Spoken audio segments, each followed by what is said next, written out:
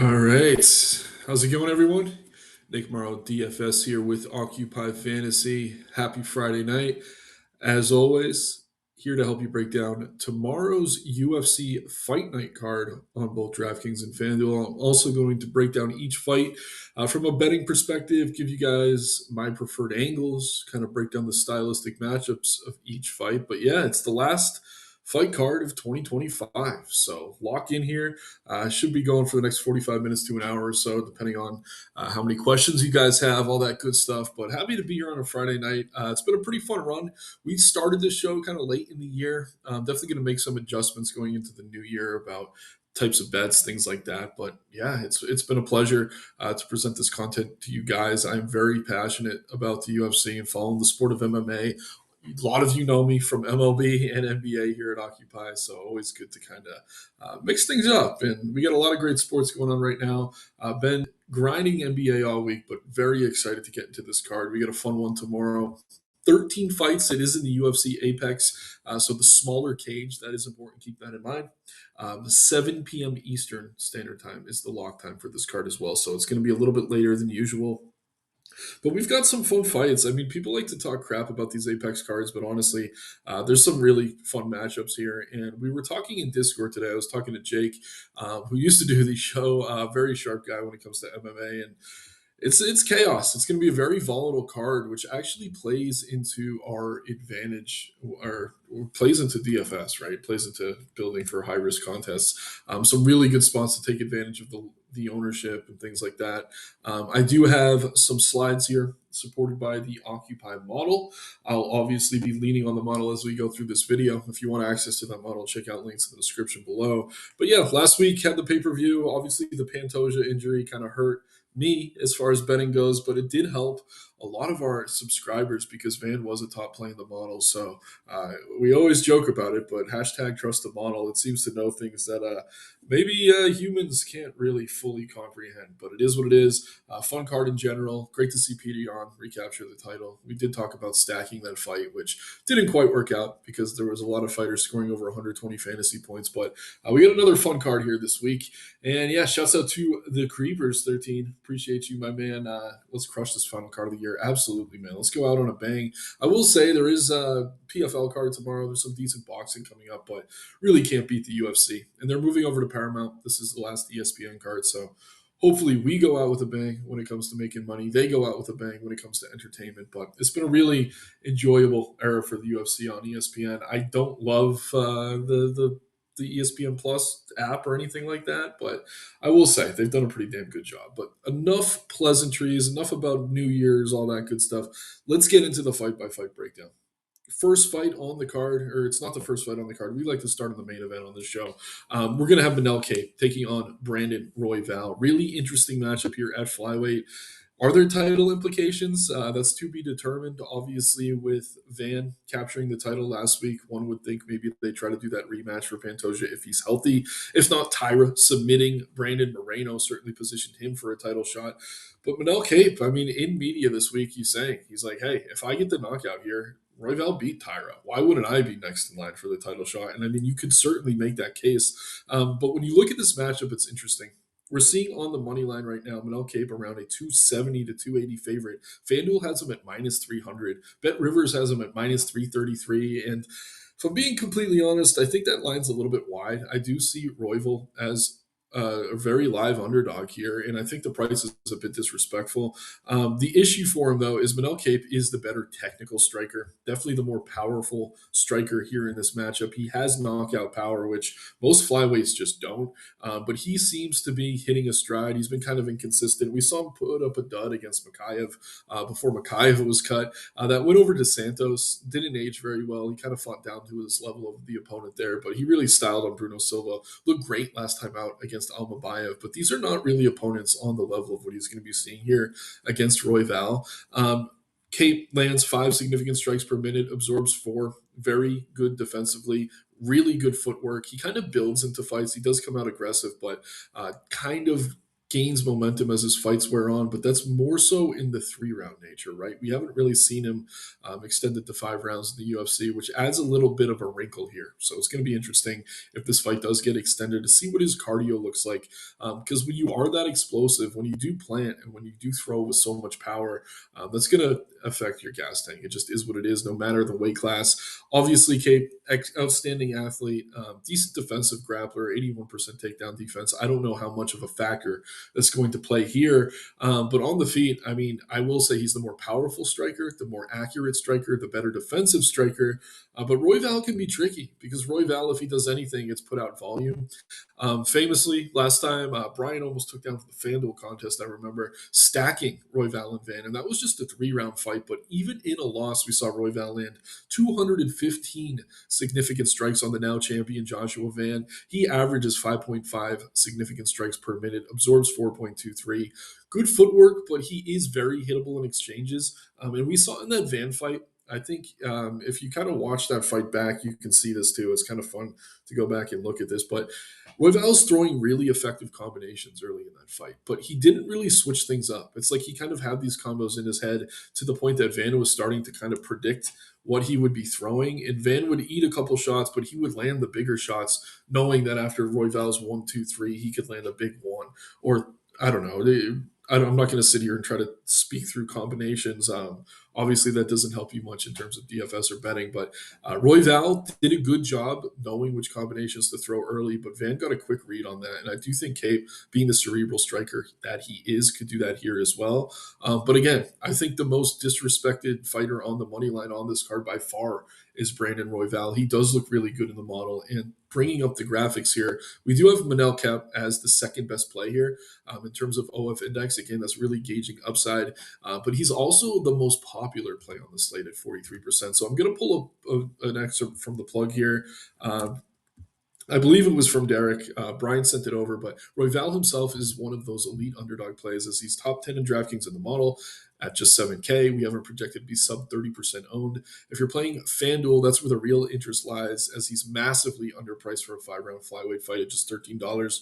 Again, he scored 129 in that loss to Joshua Van. And Brian knows better than anyone how successful that can be in terms of strategy. But I think Derek, myself, we're all kind of in the same boat in that if you're looking for a live underdog here, I do think Royval ownership makes a ton of sense. Again, he's been taking on the higher level of opponent. I don't think grappling factors here, but I will say Royval does have kind of opportunistic Brazilian jiu-jitsu with wins over Tyra and Moreno as well. Like those have obviously aged to differing degrees given the result of their own fight. But I like Royval here. I'm honestly going to pick him not with much confidence. I think if you are on the Kape side and you're looking to bet him, playing him on the money line is pretty difficult. I'd probably look for the KO. Royval, not easy to put away, but we've seen him rock. We've seen him take damage. We've seen him injured at times.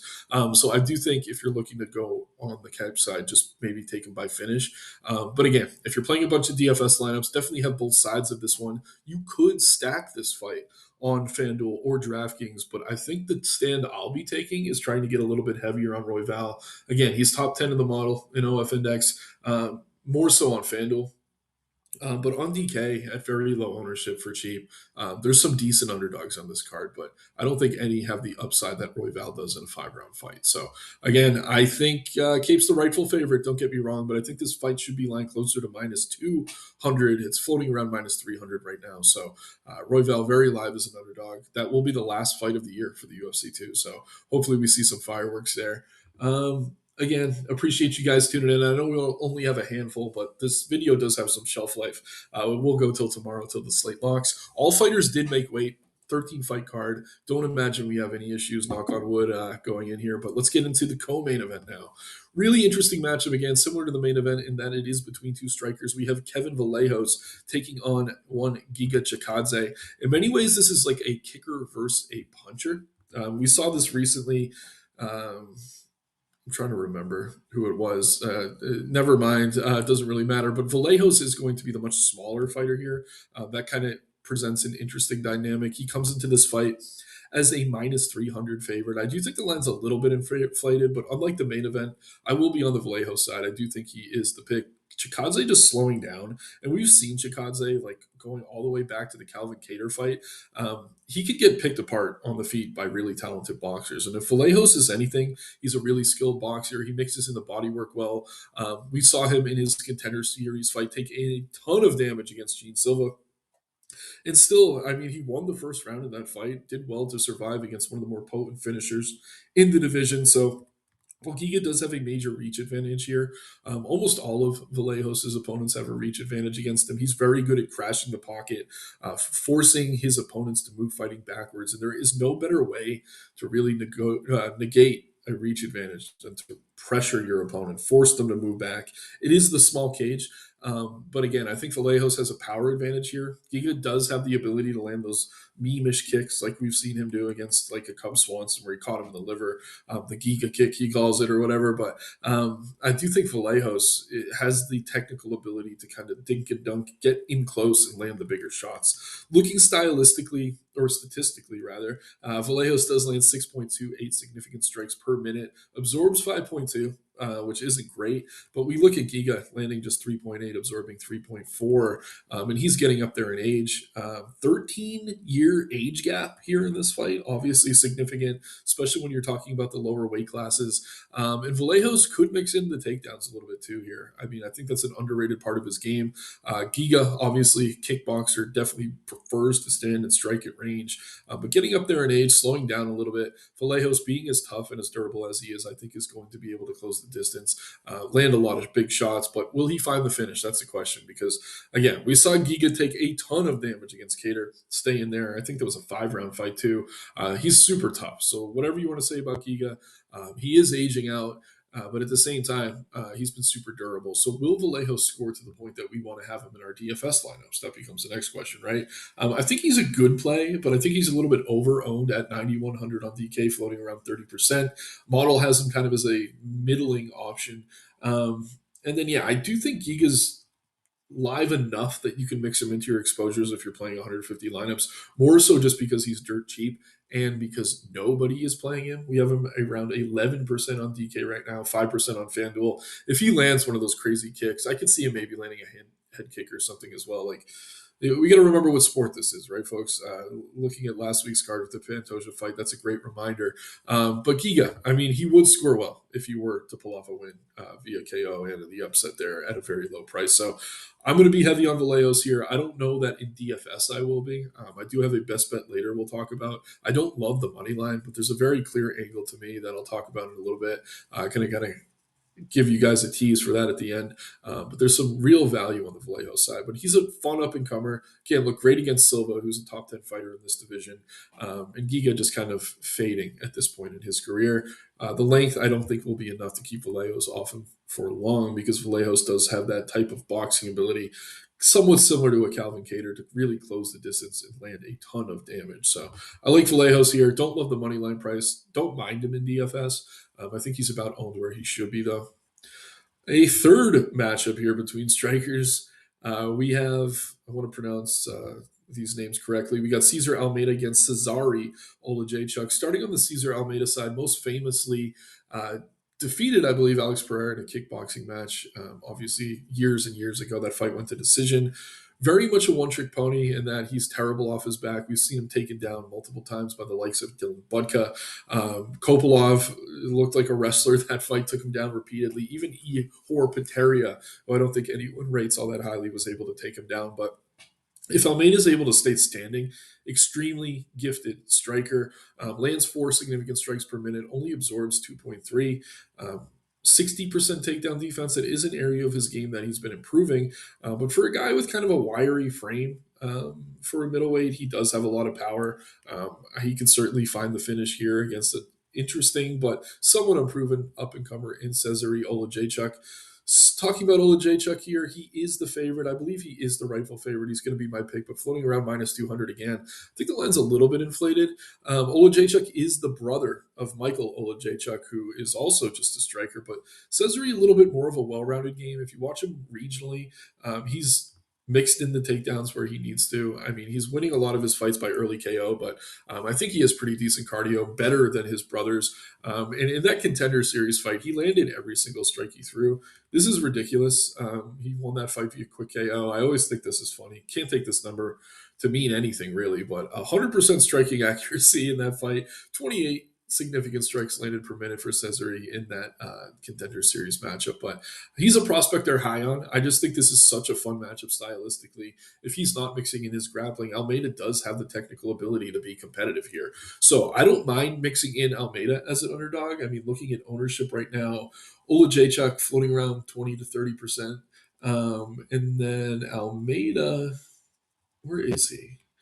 Oh, very low owned, honestly. 19% on DK, 13 on FanDuel. Don't mind mixing him in because, again, Caesar, very gifted striker. If this is a striking fight, I mean, he could be competitive. If it goes to the scorecards, though, I think Almeida is more likely, obviously, to pay off that price tag if you can pull off the upset. And in a decision, it's going to be tough for Oleksiejczuk to really pay off this tag. But he's been finding knockouts of his own regionally, and he's taking on a decent level of regional opponent. But again, always have to question these newcomers. But I do think his upside is really appealing here at reasonable ownership. So feel free to mix him in. All right, let's keep plugging away here. Appreciate you guys. As always, another super fun fight. More of true martial artists here in that they're able to kind of mix up their styles. But we have Melzikiel Costa taking on Morgan Charriere. Costa on a really impressive run, coming off 4 straight wins now. I thought it was even more than that. But yeah, the win over Feely was kind of weird. Kind of stuck his neck into that guillotine. Since beat Arosa convincingly his last time out, mixed in the takedowns there, which was good to see. But Costa, when he came into the UFC, I wasn't super high on him. He's been really impressive. Had the loss to Steve Garcia, but Garcia is on an absolute tear. Other than that, Costa's got a ton of momentum coming into this matchup. Super aggressive, and that is notable because he's taking on an opponent here in Charriere who tends to fight down to the level of his competition. And this could be a good thing when you're taking on really high-level opponents, but it's a bad thing when you're taking on lower-level opponents. He did a good job to KO Nate Landwehr his last time out. Prior to that, losing to Nathaniel Wood. Also has the loss to Chepe Mariscal, but he's at his best when he's mixing up the martial arts, right? And I know that's a bit of a cliche at this point, but both of these guys could secure takedowns here. I do think Costa has the much better jiu-jitsu. More likely than not, we're going to see this fight taking place on the feet, but both these guys average about 2 takedowns per 15 minutes. So I think we could see this fight go everywhere. I mean, whoever's maybe falling behind in the striking could try to lean on their grappling. Whoever is having success in the grappling could try to keep the fight there, or I don't know, anything could really happen here. It is notable Costa is a southpaw, Charriere orthodox, so they do match up pretty well in terms of their striking styles. I think both can land big shots, mixing in heavy kicks. But yeah, I don't really have a strong lean in this one, if I'm being completely honest. So that's where we got to lean into the chaos, right? We got to look at the model, see where these guys are rating, where their ownerships are lying. Right now, Costa, 22% on both sites. Charriere, 23 on DK, 19 on FanDuel. Costa, slightly more expensive on DK. Charriere, slightly more expensive on FanDuel. I think you can go either way in this one. I think I prefer the Charriere side slightly. I don't know. Let me take a look at the money line because it's moved all over the place this week. Yeah, Costa the slight favorite. I think I'll take a shot on the dog and Charriere. This feels like a true coin flip. And as long as he doesn't play too tentative early, I think he can out volume Costa. I think he can keep this fight standing if he wants to and land takedowns of his own. While Costa does have good jiu-jitsu, he's kind of willing to be taken down, which could prove troublesome for him here against Charriere. But Charriere needs to be careful. We don't want to see another Andre Feely situation where Feely kind of stuck his neck into a guillotine. He was able to secure the takedown there against Costa, but it obviously wasn't to his benefit. That was a fishy fight, though, if you watch it back. Feely pretty well versed in jiu-jitsu kind of just gave that one away. But again, you could go either way in this one. If it goes to a decision, I don't know that it ends up optimal. I'll take a few shots on Charriere on the underdog, but certainly a fun fight. Both these guys do put out a lot of volume. Both are pretty durable. I can see it going to the scorecards and scoring okay, but not to the point that I want my night to depend on it, whether we're talking about betting or DFS. All right, we got the first of 3 heavyweight matchups here. between Marcus Buchecha and Kennedy Njoku. So this fight is very much binary. And when I say binary, it means there's kind of two ways I could see it going. Buchecha, super credentialed as a submission grappler. I believe he's in the ADCC Hall of Fame. Last time out against Boudet, kind of laid an egg. I mean, Boudet is huge. He's very tough to take down. Buchecha gassed extremely quickly there, though. And looking back on Buchecha's regional film fighting for one and other places, I mean, he seemed to be on the juice. It's a very common thing in jiu-jitsu. Guys are on steroids, is what it is. Maybe he came off it coming into the UFC to play it safe. The gas tank did not look great there. He was competitive. He almost pulled it off late, but to not find the finish there in his debut was a little bit frustrating. Kennedy Njoku, when he's at his best, is the better fighter overall in this matchup when it comes to mixed martial arts. Far and away the better striker, much better cardio. He is very durable, but he's coming off a submission loss against Walter Walker, in which he was leg locked. And Buchecha definitely has leg locks in his arsenal, so you got to proceed with some caution here. Personally, I prefer the Njoku side because I do think he's able to kind of scrape Buchecha off him, stay safe at least for a round until Buchecha starts to fade a little bit, and then just kind of piece him up on the feet, right? But you're going to want some shares of Buchecha because his win condition is likely via early submission. I don't think he could have the sloppy heavyweight fight like he did against Boudet where it just goes back and forth. Someone edges it out on the cards. I mean, it's always a possibility, but I think more likely than not, he's going to go for those submissions, maybe get it. And if he doesn't, Kennedy probably takes over and finishes from there. So I do think this is a fight you want exposure to. Neither of these fighters are all that popular. Neither are scoring that well in the model. But again, we have 3 heavyweight fights on this card. This one, we know more about the fighters than we do in the other two, but keep that in mind. And again, just taking a quick look here, Manel, the only high owned play in terms of top owned plays that we've talked through so far. So not much we need to dig into there. But again, a binary fight. Puchecha could find the early sub. You could find a sub in the middle round or late, I guess, as well. But a guy who seems to be a gasser, so I think it would come early for him. Kennedy could find the knockout in any round. I mean, we've seen him find finishes early. We've seen him find finishes late. But he needs to stay safe. The submission is a major threat for him, at least early in this fight. Pretty interesting matchup here we have between King Bobby Green taking on Lance Gibson Jr., who's taking this fight on, I believe, less than a week's notice. So Lance Gibson, kind of a Bellator namestay, prospect they were looking to build over there for a little bit. His father fought in the UFC years ago, kind of mixed results, former cornerman for Rampage Jackson when Rampage was training in Canada. But he's got it in his blood, right? Gibson is a fighter. He's very aggressive in most of his fights, willing to mix in the grappling, which is probably going to be his clearest path to victory here. Green coming off some ugly losses, but against very high level of opponents. Obviously, Patty now fighting for the title. Rufy, he was KO'd. Styled on Jim Miller, though, at UFC 300, and then he got brutalized by Jalen Turner, but Turner coming off a nice win here as well. So all that to say, Green has been taking on a much higher level of opponent than what he's going to be seeing in this matchup. So I do like him as the rightful favorite. And if you're playing on FanDuel, Green is kind of a no-brainer over there. Only $14 on FanDuel, only 28% owned. I do imagine that ownership number does come up a bit, but kind of ridiculous that he's not more popular over there. I think it's a mispricing. We're looking at the money line. He's floating around at minus 180, minus 190. I think there's some value on that, honestly. I don't think Gibson has the type of power to put Green away. And Green does seem a little bit chinny right now, but since he's not a power puncher and not really a great jiu-jitsu threat on the mat, I think Green can keep this fight standing enough to land the bigger shots, maybe find a KO of his own or pull it off on the scorecards. On DK, he's overpriced. On FanDuel, he is dramatically underpriced. He's definitely a core play for me there. I wouldn't mind playing Green on the money line. At the same time, at this advanced age, it's kind of tough to want to go there as a favorite pushing minus 200. So I proceed with some caution. Another fight that one could maybe describe as binary here between Jillian Robertson and Amanda Lemos. These are two of the better fighters in this division. They've definitely shown to have upside. And yeah, it should be pretty high level for the most part.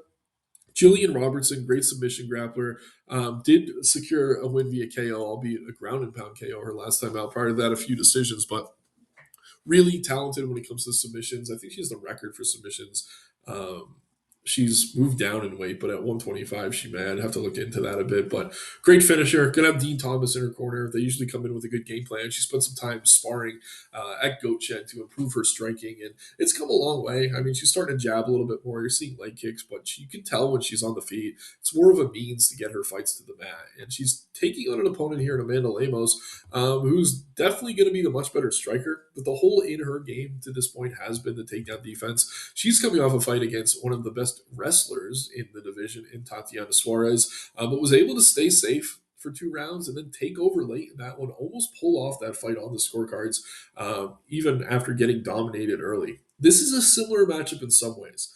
Lemos is taking on the better grappler, right? In other ways, it's different because while I don't think Robertson's wrestling is anywhere near as good as Suarez, I do think her jiu-jitsu is much better. So it may be tougher for Robertson to find the takedowns here. And for that reason, I do think Lemos is pretty interesting as an underdog. Again, the much better striker really can land enough power on the feet to perhaps put Robertson away. But she's going to need to stay safe. And if she is taken down, Robertson's very live for a finish of her own.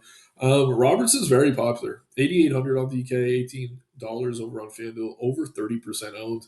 I like Lemos as a leverage spot. 7,400. I do want some exposure to Robertson given that submission and finish upside, but just 18% owned over on DK, 11 over on FanDuel, 7,400, $11 or $12 for Lemos. I mean, do I think Robertson's the rightful favorite? Yes. Do I think she's going to find a takedown or two? Yes. Am I concerned about the submissions? Yes. But we had the same kind of situation against a much better wrestler in Suarez, and we saw Lemos really turn it on late there. And I think Lemos could keep this fight standing enough to perhaps win it on the feet or find a KO. I mean, damage is obviously to be scored higher than controlling position when it comes to the judges' scorecard. So I'm going to take a few shots on Lemos here. I think she's very live as an underdog. Again, proceed with caution. Definitely get some exposure to Jillian. She does have that submission upside, but I mean, Lemos, she fought Weili Zhang, and Zhang beat her up on the mat for 5 rounds, but Lemos stayed safe there. She avoided the damage. She beat Mackenzie Dern, the current champ, who most would rate as a better submission grappler than Jillian. So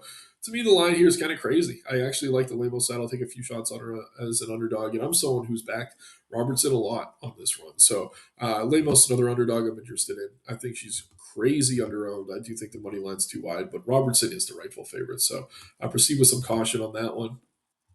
Another matchup here we have with a newcomer in Isaac Thompson taking on Joe Anderson Brito. Brito was supposed to fight Melsik Dazarian. Dazarian pulled out. I don't know if it was visa or injuries or what. But yeah, now Brito's taking on this kid, Isaac Thompson. It has kind of that same vibe in a little bit as the Ethan Ewing. What's his name? God, I'm brain dead. It's been a long day. Who did Ethan Ewing? Just Wellmaker. Okay, yeah. Wellmaker was the heavy favorite there taking on the debutante. But when you watch Ewing on film, I think when that fight was first announced, we are all joking about it. But we're like, you know what? Ewing's pretty tough. This kid's good. Maybe he could be competitive. I kind of feel similarly here about Thompson. Fighter out of Australia, pretty well-rounded, coming off a really nice upset win of his own for a decent promotion in LFA. Took on a grappler there. He has good cardio, decent striker on the feet, really does everything well. Brito, though, is a monster. He's a marauder in the first round. He's going to be very dangerous early here, so you definitely want to get some exposure to him for DFS. Sub 30% on both sites. Expensive, but the upside's there to get to some Brito. But at the same time, I mean, I don't know. I think as this fight wears on, Thompson can be competitive. It's just how locked in is he? How ready is he going to be for this matchup? It's certainly a question we're not going to have the answer to till we see these two locked in there. And Brito does seem to be regressing a bit. 17, he controlled him for 3 rounds. The loss to Gomi is just kind of tough. Gomi is I really don't rate all that highly. And then he's got wins over a bunch of guys who are no longer in the UFC. So I like Brito. I think he has the more what's the word? He has the higher upside here, right? Because I do think he could find the early finish. But if this goes to the scorecards, I think Thompson can be competitive. So be careful with this one. I think Brito's the side. I do think Thompson is an interesting dog, though. I think he's going to belong in the UFC. Some of these debutantes we really can't say that about. But Brito floating around minus 200 to minus 240. I don't know. I'd rather kind of try to play him like round 1 or 2 if I'm on the Brito side. I will probably pick him here, but Thompson's super live as an underdog again.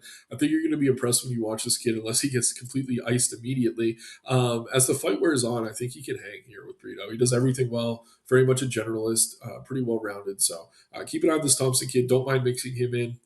He's getting some love, though. I mean, still sub 20% on both sides. So get exposure to both sides of this one. Thompson definitely an underdog you can consider.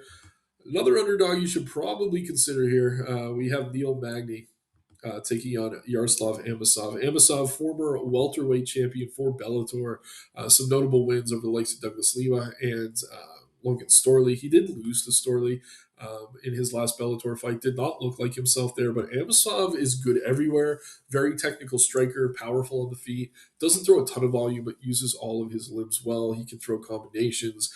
He, again, can land power with pretty much any shot, whether it be a kick or a punch. And he's also super dangerous on the mat. Really good wrestler, has high level grappling ability. His background is in combat sambo, like we see a lot of the fighters from that part of the world. But yeah, Magny is Magny, man. It is what it is. I mean, he's coming off that win over Matthews. Prior to that, Zaleski was getting completely dominated in both those fights before he took over. We go back to the Malott fight and see a similar result. He's really only losing to the top of the division. Last 3 losses to Prates, Morales, and Gary. But here against Amosov, while I don't really think he's quite on the level of those I just mentioned, I do think he has the skills to do what he needs to get the win here. I think the line is ridiculous, as it always is in Magny fights, floating around minus 400, but Amosov does look good in terms of his upside. I think he could find a submission. Magny, when he's able to pull off those upsets, he's able to kind of mix in his grappling, push guys against the cage. I don't think he has any advantage here over Amosov, who's also kind of a generalist. The Sambo is kind of tough for him to really play that clinch game in. Amosov, again, very aggressive, could be a potent finisher here early, so he does have upside, but whenever Magny's a heavy underdog, you can consider him. Me, I'm on the Amosov side here. I think he probably gets it done, probably inside the distance. But if he doesn't, I don't think he's going to gas like we saw some of these recent Magny opponents. But Magny could keep it close. And Magny's always live. I never want to undersell him. I mean, guy just keeps winning somehow. But Amosov is a highly regarded prospect. But I will say this: a lot of these guys coming over Bellator have been super disappointing. Maybe that's what we see again here. And just off that alone, I do think the line's a bit inflated. Like, I would have Amosov around minus 240, minus 250. But even that, I mean, some could say is a bit disrespectful of Magny, who's been on a decent tear lately. It's just Magny's going to take a lot of damage early. I just don't think Amosov's the type to kind of fade as the fight wears on. And that's where Magny has found a lot of his success. All right, let's keep plugging away here. Appreciate you all once again. We got an interesting matchup at heavyweight here between Sean Sharroff and Steven Asplin. So you're going to see Asplin. First thing you're going to notice is his physique. This guy's body is carrying a ton of extra skin. Not the best athlete in terms of his physical shape, but you got to give the guy some credit. He lost around 300 pounds, got into fighting to get in shape. And yeah, he pulled off a nice upset on the Contender Series. He's a tough kid. You watch him on film. I mean, regionally, he's taken a lot of damage in some of his fights, but has a good chin, good cardio, able to kind of wear it and then take over as his opponents start to fade. On the other side here, we have Sean Sharroff, who looked decent against Hoffa his last time out, was competitive there. But then he quickly started to gas, got KO'd in that second round. That fight was on short notice, though, so that's notable. Taking that sip.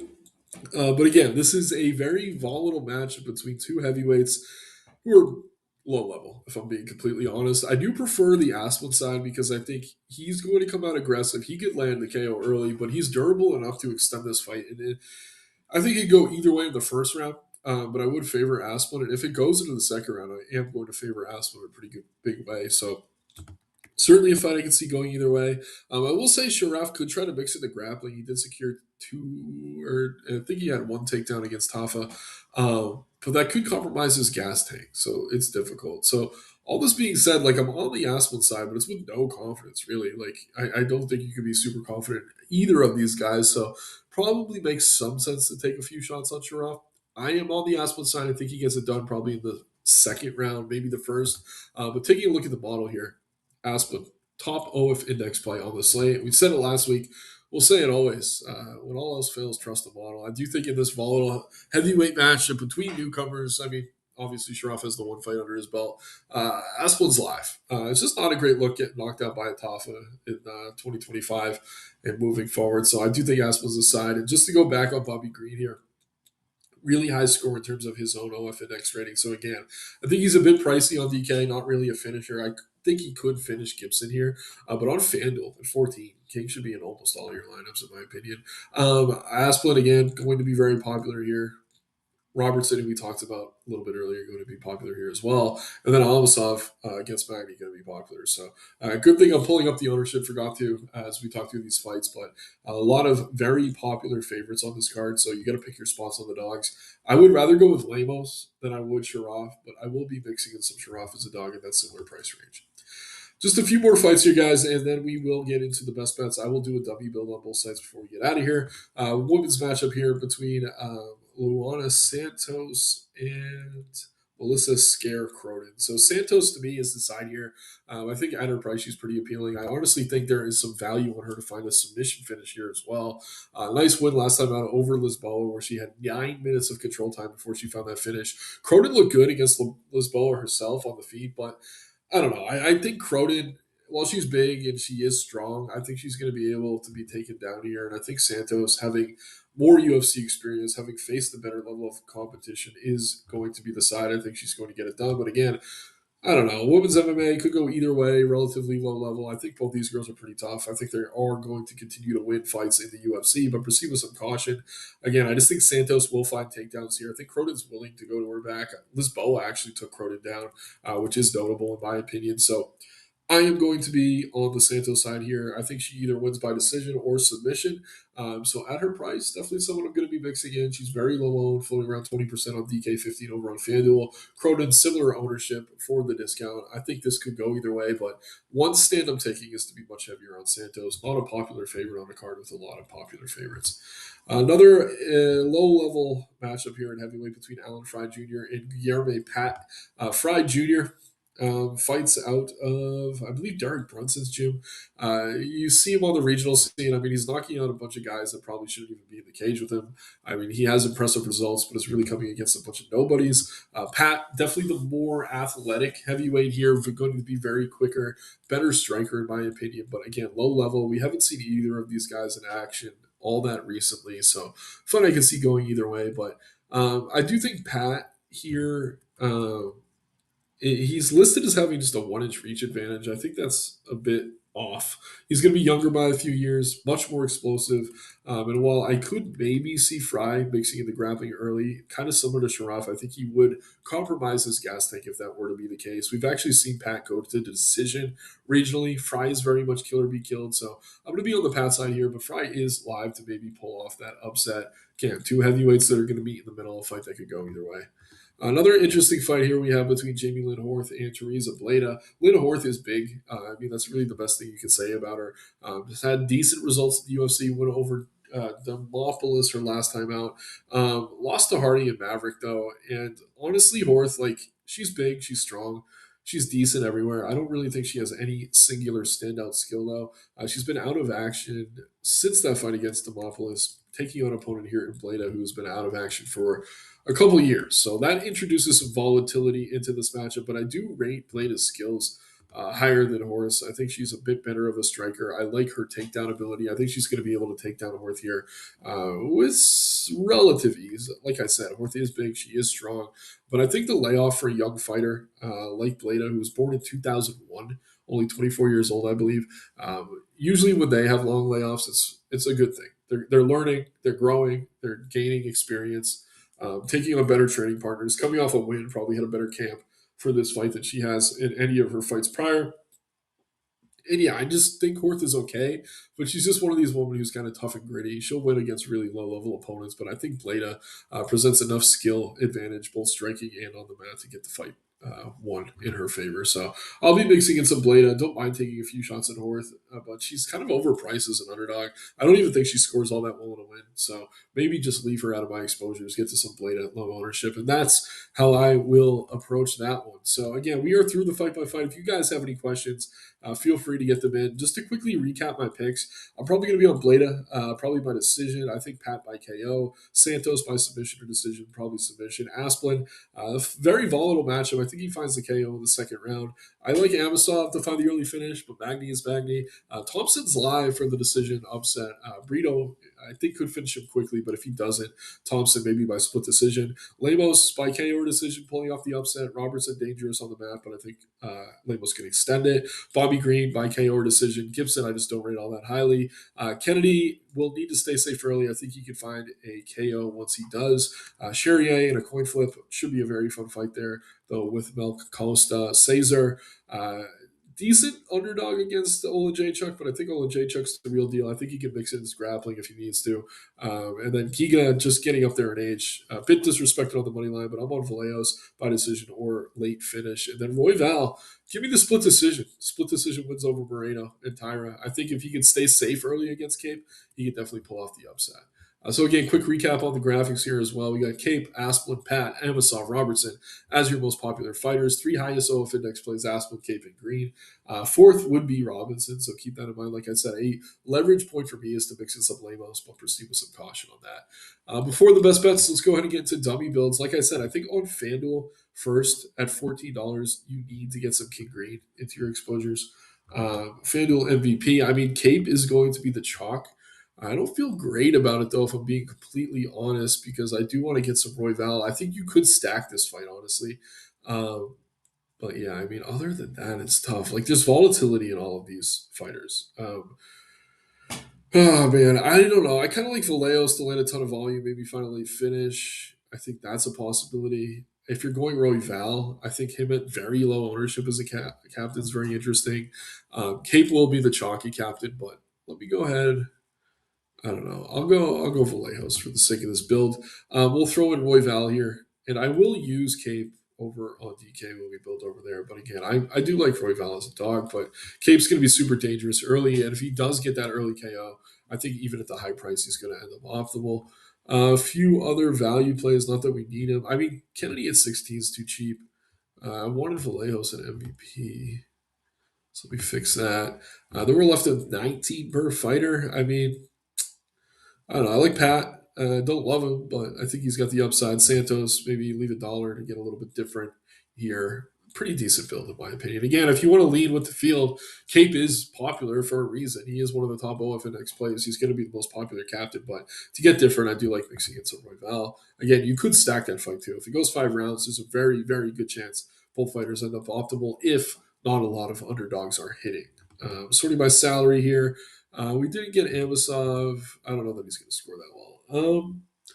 I don't know. Give me Asplin. Hopefully, you can find that quick finish. Give me Oleksiejczuk. I think he can either find a quick finish or mix in his grappling as that fight wears on. Blade at low ownership, I like. We didn't even use Lemos on the other on FanDuel, so I'll mix her in. And since we have all the salary, maybe we do get Cape over here. End up on someone like a Sharaf. No. Almeida, no. Gibson, no. Give me Thompson at low ownership. I think you can pull it off. Something like this. Again, it's a tricky card, but you got to lean into the variance. Take a look at ownership. Get behind the paywall. Play the low plays that have upside, that are rating well in terms of OF index. Again, appreciate you guys as always.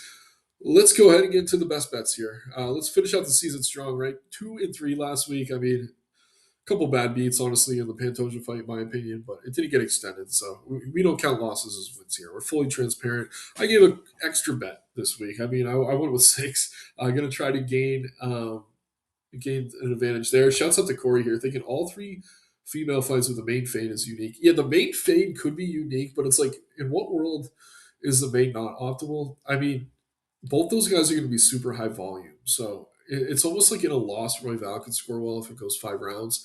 Unless Cape would like suddenly lead on his grappling, I don't think he would. Maybe he doesn't score well, but that is a very good way to get unique, Corey. It could work out too. Last week we saw so many fighters scoring in the 120s that you didn't necessarily need the main events. Obviously, Peter in the win as a heavy underdog, scored well, but Marab was a huge disappointment as chalk. So, again, volatile sport, not a bad idea, Corey. Don't mind it at all. But just playing Royval, you're getting kind of different. But here are my bets. I do think Bleda is just the better skilled fighter here. I mean, low level ish women's MMA, proceed with some caution, but I don't think there's anything other than size that Horth does better than Bleda. So I'm going to be on the Bleda side. Fry against Pat, under 1.5. I just think these two meet in the middle. It's an absolute car crash. Fry doesn't know how to kind of pace himself. I think Pat could extend things against other heavyweights, but against Fry here, they're probably going to be in the middle. I like Santos on the money line. I do think she is the better fighter in this matchup. Cronin's pretty impressive when you watch her, but I think Santos is the better grappler. Cronin's not going to have that advantage here like she does over most of the women she's finding her wins against.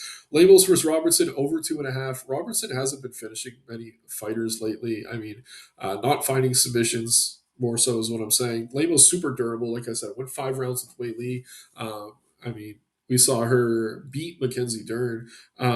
Maybe Lemos finds the KO, but I think if you're looking for value in this fight, just taking the over feels pretty good. 140 for a woman's over, definitely value, just historically speaking.